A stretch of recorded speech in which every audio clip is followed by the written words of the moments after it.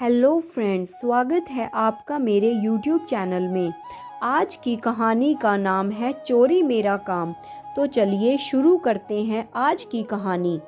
सुमेरपुर राज्य में यशोदा नाम की एक बूढ़ी औरत रहती थी। बुढ़िया यशोदा ने गांव से कुछ दूरी पर अपनी एक झोंपड़ी बना रखी थी। यशोदा के साथ उसकी एक पोती लाडो भी रहती थी। यशोदा के बेटे और बहू की मौत नदी पार करते हुए एक नाव में डूब जाने से हो गई थी और उन्हीं की बेटी लाडो को यशोदा पाल पोस रही थी। वैसे तो यशोदा के पास कमाई का कोई साधन नहीं था, परंतु वह उस रास्ते से गुजरने वाले राहगीरों को खाना खिला देती और उसी के बदले में कुछ पैसे कमा लेती थी। इस बुढ़ापे में यशोदा की बस एक ही इच्छा थी कि मरने से पहले अपनी पोती लाडो का विवाह किसी अच्छे घर में करवा दे। सुमेरपुर राज्य में पिछले 3 साल से बारिश बहुत ही कम हो रही थी और अकाल जैसी हालत हो चुकी थी। खेतों में फसलों का नामो निशान नहीं था। अनाज की कमी के कारण सारे लोग परेशान थे। इन्हीं सब वजहों से राज्य में चोरी चकारी बहुत ही ज़्यादा होने लगी थी। एक तो अकाल ने पहले ही लोगों की कमर तोड़ रखी थी, ऊपर से चोरों का डर। राज्य के राजा ने घोषणा करवाई कि जो भी चोर को पकड़ेगा उसे 1000 सोने के सिक्के दिए जाएंगे। राजा चाहते थे कि चोर को पकड़ने में जनता भी सिपाहियों का साथ दे। राजा की तरकीब काम भी आई। हर गांव में युवक रात रात को पहरा देने लगे कि चोर को पकड़कर 1000 सोने के सिक्के इनाम में हासिल कर लेंगे। इस कारण से चोरी की घटनाओं में कमी आने लगी। ऐसे समय में अचानक नगर के एक बड़े व्यापारी रतन गुप्त के घर चोर घुस गया। सेठ की नींद खुल गई। उसने हल्ला मचा दिया, लेकिन तब तक चोर सेठ जी की तिजोरी साफ कर चुका था और वहां से भाग निकला। सिपाही और पहरेदार चोर का पीछा करने लगे, पर चोर बहुत ही चालाकी से अपने आप को बचाता हुआ नगर के बाहर निकल गया। अंधेरा होने के कारण उसे ढूंढना मुश्किल था, इसलिए सिपाही वापस लौट गए। वह चोर भागते भागते बूढ़ी यशोदा की झोंपड़ी पर पहुंच गया। चोर ने झोंपड़ी का दरवाजा खटखटाया। यशोदा ने दरवाजा खोला। चोर ने कहा, बुढ़िया, एक काम से शहर जा रहा हूँ। रात हो गई है, अब अंधेरे में कहाँ जाऊँगा, इसलिए मैं यहाँ पर रुकना चाहता हूँ। तुम मेरे खाने का इंतजाम कर दो, इसके बदले मैं तुम्हें 10 सोने के सिक्के दूंगा। यशोदा मान गई। उसने चोर के लिए भोजन का इंतजाम किया। चोर ने देखा कि बुढ़िया के साथ एक लड़की भी रहती है। उसने बुढ़िया से पूछा, कौन है यह? यशोदा ने कहा, बेटा, यह मेरी पोती है। मेरे बेटे और बहू की मौत हो चुकी है। बस इसकी शादी के लिए ही जी रही हूँ। इसका विवाह कर दूंगी तो सब चिंताओं से मुक्त हो जाऊंगी। यशोदा ने आगे कहा, अकाल की वजह से मुसाफिरों का आना जाना भी बहुत ही कम हो गया है। बड़ी ही मुश्किल से दिन गुजर रहे हैं। समझ में नहीं आता कि इसकी शादी कैसे करूंगी। बस मेरी एकमात्र यही इच्छा है कि मरने से पहले इसकी शादी कर दूं। यह कहते कहते यशोदा की आंखों से आंसू झलकने लगे। यशोदा ने अपनी फटी हुई साड़ी से अपने आंसू पोंछे और एक छोटी सी मुस्कान चेहरे पर लेकर आई और बोली, खैर बेटा, तुम खाना खाओ। मेरा बेटा भी बिल्कुल तुम्हारी ही तरह था, एकदम मजबूत और तकड़ा। यह कहते कहते एक बार फिर यशोदा की आंखें नम हो गई। वह अपने आंसू छिपाने की नाकामयाब कोशिश करने लगी। अचानक यशोदा को न जाने क्या सूझा, उसने अपना हाथ उस चोर के सिर पर प्यार से फेरा और उठकर पानी लेने चली गई। इधर उस चोर के मन में भी भूचाल सा उठने लगा। बार बार उसके मुख से बेटा बेटा शब्द उसके कानों से टकराकर सीधे उसके मन में घर करने लगे। इतना प्यार और इतना स्नेह शायद सालों बाद मिला हो।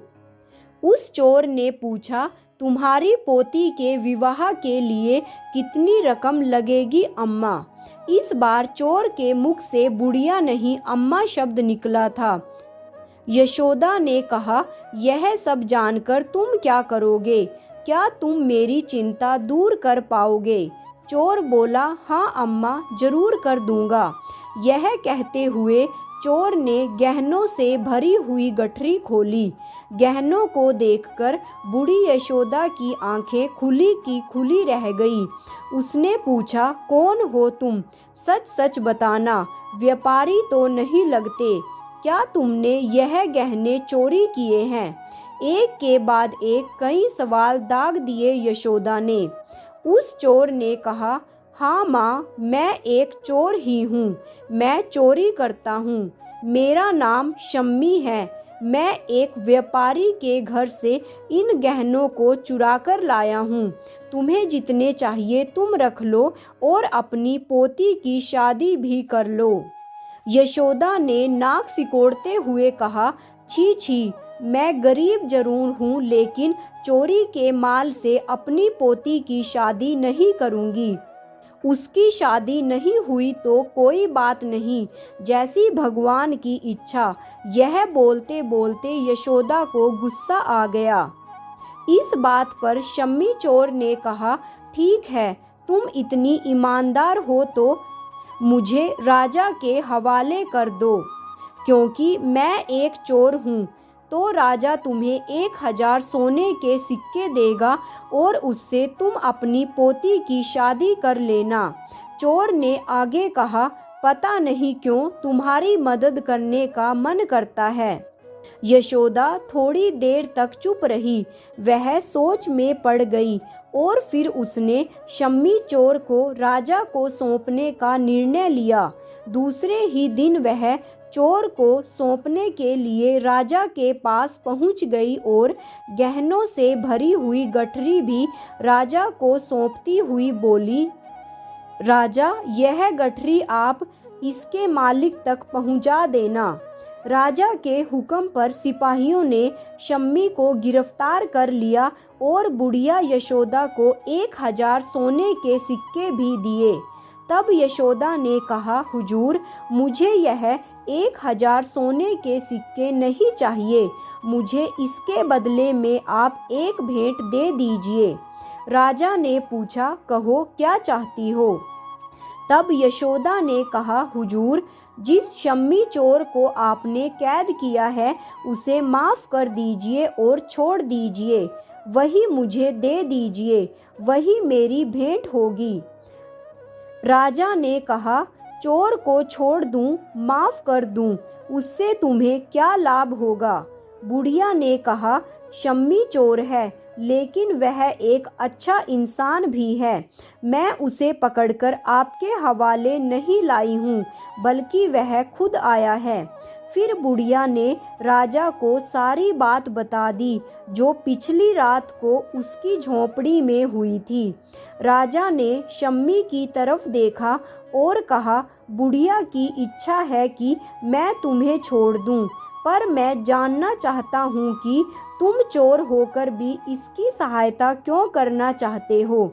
शम्मी चोर ने कहा, माई बाप, मैं हमेशा से चोर नहीं था। पिछले 2-3 साल से राज्य में अकाल है। बीमारी की वजह से मेरी माँ की मृत्यु हो गई और मेरी सौतेली माँ ने मुझे घर से निकाल दिया। एक दिन मुझसे भूख सहन नहीं हुई तो मैंने हलवाई की दुकान से मिठाई चुरा ली और मैं वहाँ से भाग गया। भागते भागते मैंने मिठाई तो खा ली और अपनी भूख को मिटा लिया, लेकिन साथ ही लोगों ने बहुत पिटाई भी की। बस तब से मैंने चोरी का काम शुरू कर दिया। यह बोलते बोलते शम्मी चोर की आंखों से आंसू टपकने लगे और उसने बोलना जारी रखा। उस रात को जब बुढ़िया ने मुझे खाना खिलाया और मेरे सिर पर प्यार से हाथ फेरा तो ऐसा लगा जैसे मेरी मरी हुई माँ मेरे सामने आकर बैठ गई हो। बस तब से ही मैंने सोच लिया कि जैसे भी हो अम्मा की चिंता को जरूर दूर करूँगा। शम्मी की बात सुनकर राजा ने कहा, मैं जान गया हूँ तुम्हारे अंदर दया का गुण है और तुम एक अच्छे इंसान हो। अगर तुम दोबारा चोरी न करने का वचन दो तो मैं तुम्हें क्षमा भी कर दूंगा और अपने राजमहल में एक नौकरी भी दे दूंगा। और अम्मा, तुमने चोर को पकड़वाया है तो 1000 सोने के सिक्के तो तुम्हें रखने ही पड़ेंगे। इस तरह से चोर और बुढ़िया दोनों की ही समस्या का हल हो गया और यशोदा ने अपनी पोती की शादी शम्मी से करवा दी। इसके बाद वह सभी सुख चैन से उसी गांव में रहने लगे। दोस्तों, आपको यह कहानी कैसी लगी कमेंट बॉक्स में कमेंट करके ज़रूर बताइएगा और मेरे चैनल को सब्सक्राइब और वीडियो को लाइक और शेयर करना मत भूलिएगा। साथ में ही नोटिफिकेशन बेल को भी ऑन कर लीजिएगा ताकि आगे आने वाली सभी वीडियोज़ की जानकारी आप तक समय रहते पहुंच सके। Thanks for watching.